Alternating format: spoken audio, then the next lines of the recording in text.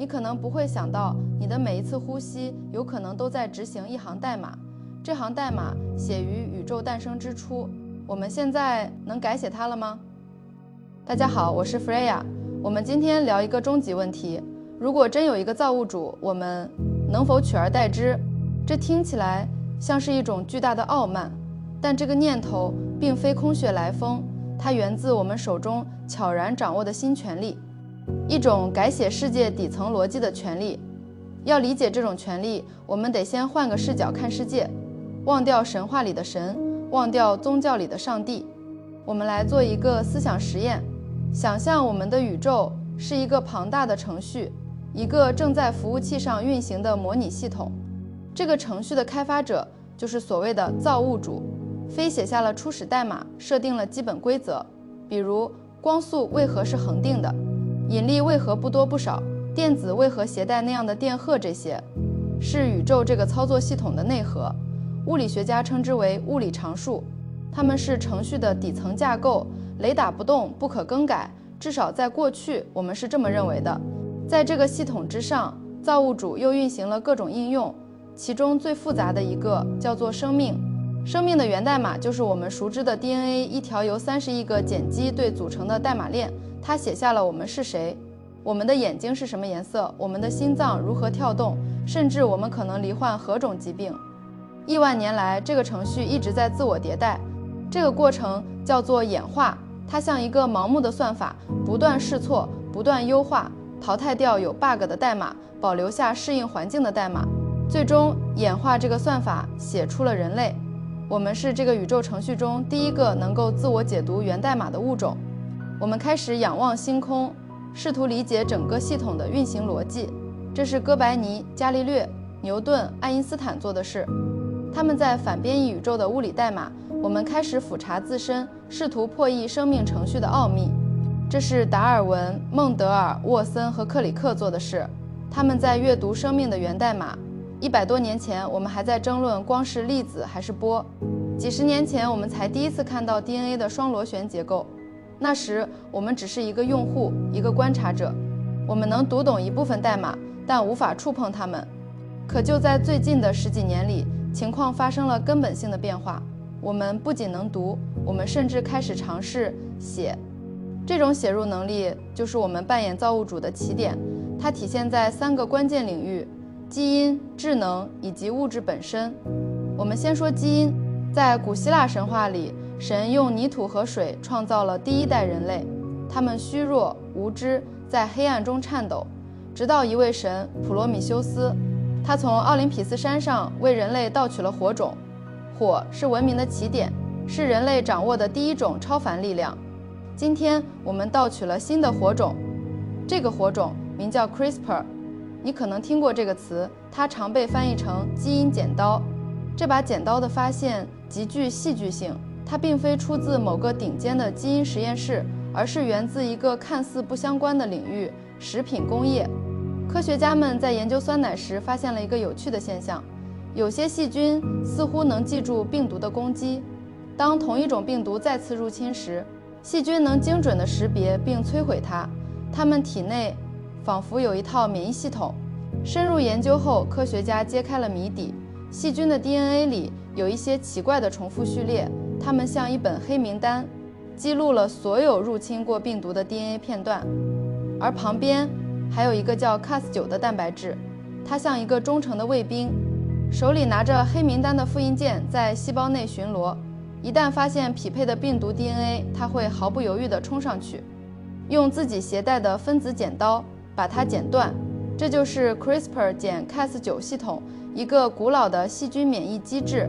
在加州大学伯克利分校，一位叫詹妮弗·杜德纳的科学家，他敏锐地意识到这套系统可以被改造，细菌用它来防御，我们或许能用它来进攻，或者说编辑。我们可以人工合成一段向导 RNA， 就像给 GPS 输入一个新地址，这个地址可以指向任何我们想修改的基因，然后把向导 RNA 和 Cas9 蛋白质一起注入细胞， Cas9 卫兵就会被引导到那个精确的位置，剪断 DNA。 接下来细胞的自我修复机制会启动，我们可以趁机提供一段新的 DNA 模板，让它在修复时把新代码给缝上去。这意味着什么？这意味着我们拥有了一支笔，一支可以在生命法典上随意修改、删除、增加词句的笔。理论上，我们可以修复导致遗传病的基因缺陷，比如亨廷顿舞蹈症、地中海贫血。我们可以改造农作物，让它们更高产、更能抵抗病虫害。我们甚至可以增强人类自身，让我们更强壮、更聪明、更长寿。这不再是科幻小说的情节，这是正在发生的事实。2018年，一位中国科学家贺建奎，他宣称自己创造了世界上首例基因编辑婴儿。他修改了一个名为 CCR5 的基因，试图让这2个孩子能天然免疫艾滋病。这个消息震惊了世界，也引发了巨大的伦理海啸。我们仿佛看到了普罗米修斯被锁链捆绑的影子。盗火的代价是什么？我们修改了一个基因，会不会无意中破坏了另一个基因的功能？我们为了抵抗一种疾病，会不会打开了通往另一种未知疾病的大门？更进一步，当我们能定制婴儿的时候，富人会不会为自己的后代购买优秀基因？普通人会不会在起跑线上就彻底落败？人类这个物种会不会因此分裂成2个不同的亚种？一个经过精心设计的神族和一个自然演化的凡人？这些问题冰冷而尖锐，我们手握创世之笔，却不知道该写些什么，甚至不知道笔尖的每一次颤抖会带来怎样的后果。这是我们在基因层面第一次触摸到造物主的权柄，我们笨拙又充满渴望。接着我们看第2个领域，智能。如果说基因是造物主编写的生命硬件，那么智能或者说意识就是运行在这套硬件上最复杂的软件。长期以来，我们都认为人类的智慧是宇宙中最独特的存在。我们能思考，能创作，能感受爱与痛苦。这似乎是神性的最后壁垒，任何机器都无法模仿。直到最近几年，这个壁垒也开始出现裂痕。裂痕的名字叫做大型语言模型。你每天都在和它们打交道，比如你手机里的语音助手，你使用的各种 AI 工具，它们能理解你的语言，能回答你的问题，能画画，能作曲。我们的能力正在以指数级速度增长。这一切都源于一种叫深度学习的技术，它模仿了人类大脑中神经元的连接方式。通过分析海量的文本和图像数据， AI 自己学会了语言的规则、图像的风格，甚至人类的情感表达。我们并没有一行一行地去教 AI 如何写诗，我们只是把人类历史上几乎所有的诗歌都喂给了它，然后让它自己去悟。它在这些文字中发现了某种我们自己都未曾察觉的数学模式，然后它开始模仿、组合、创造。有时他的作品甚至能通过图灵测试，也就是让一个人类裁判无法分辨出作者到底是人还是机器。我们正在创造一种非碳基的、非生物的智能，一种全新的物种，这在地球40亿年的生命史上从未发生过。我们就像神话里的那位工匠之神赫淮斯托斯，他用黄铜和火焰铸造了自动行走的金桌子和拥有心智的少女仆从。我们今天用的则是硅和电流。我们正在铸造我们自己的智能仆从。问题是，他们会永远甘心做仆从吗？当一个 AI 的能力超越了人类最顶尖的专家，当它的思考速度是我们的100万倍，当它能连接全球所有的网络和数据，我们该如何与它相处？我们是否正在创造自己的继承者？科幻作家们早已预演过无数种结局，有些是光明的，爱成为人类的伙伴，带领我们进入一个物质极大丰富的黄金时代；有些是黑暗的， AI 将人类视为威胁或者视为低等生物，最终取代我们。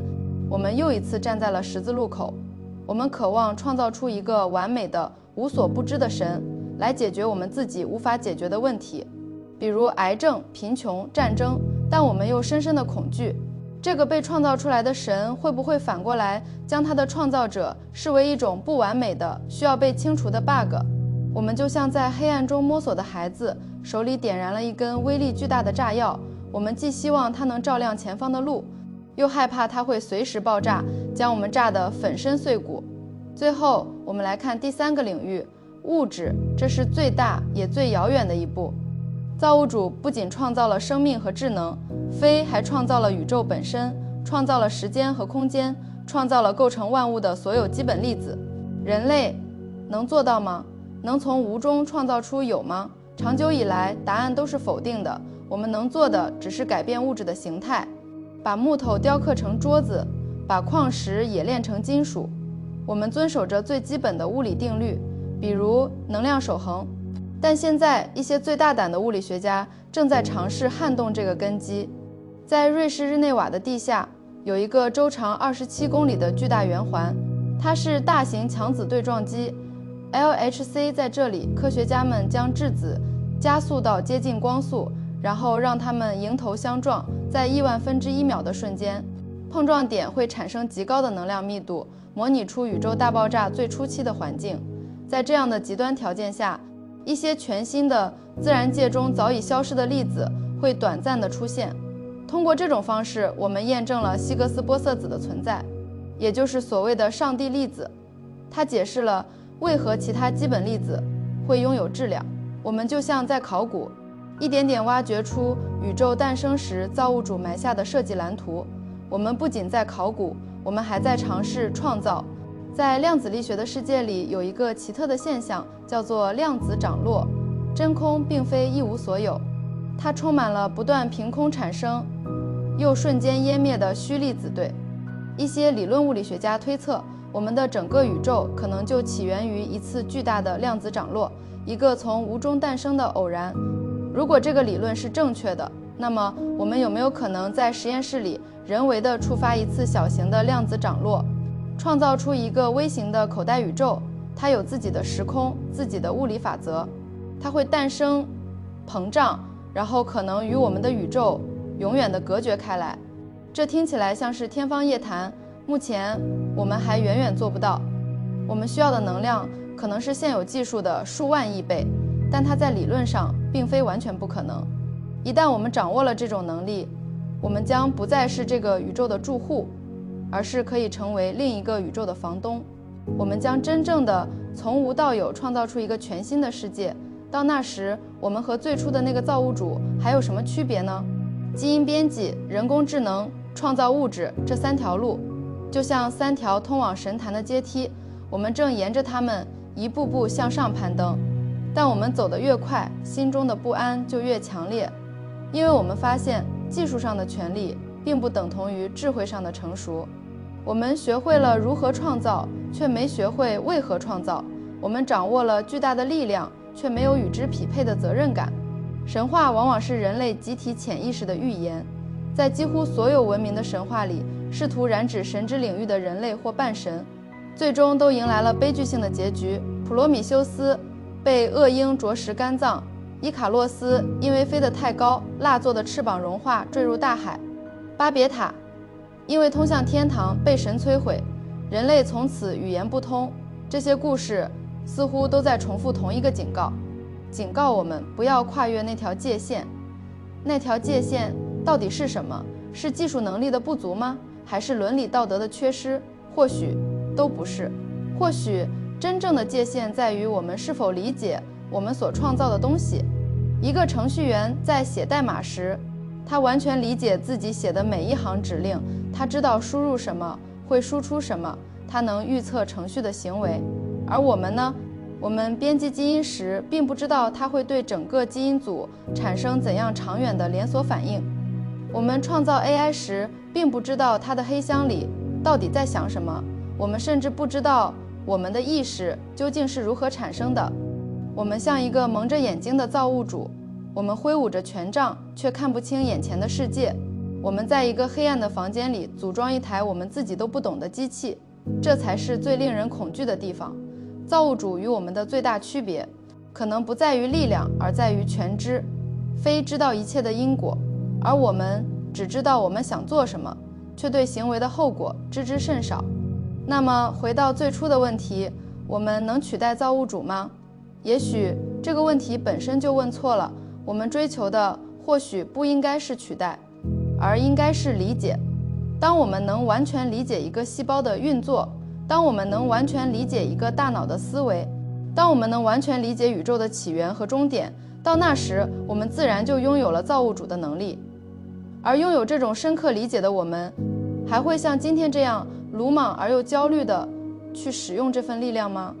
答案，我不知道，但我知道，我们已经踏上了这条无法回头的路。我们手中的星火种正在熊熊燃烧，它会照亮我们的未来，还是会将我们自己化为灰烬？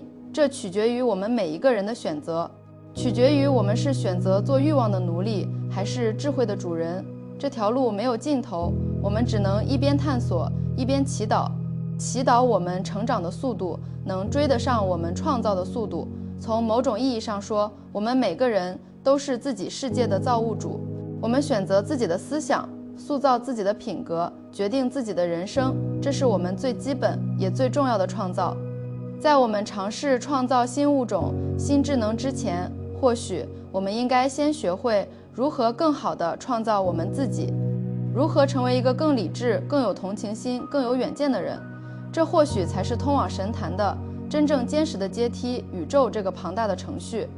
在演化出人类之后，似乎第一次拥有了自我意识，程序开始思考程序本身，代码开始反思代码的意义。这可能就是造物主留给我们的最大谜题，也是赋予我们的最终极的使命，不是去取代非，而是去理解非，理解非的作品，然后在这个基础上续写出更精彩的属于我们自己的篇章。这个过程注定漫长而曲折，充满了诱惑和危险，就像一场在悬崖峭壁上的舞蹈，一步走错就是万丈深渊。但我们别无选择，因为好奇心和探索欲同样是写在我们基因代码里的指令。我们天生就是要去触碰那些禁忌的果实，我们天生就是要去追问那个终极的问题：我们从哪里来？我们到哪里去？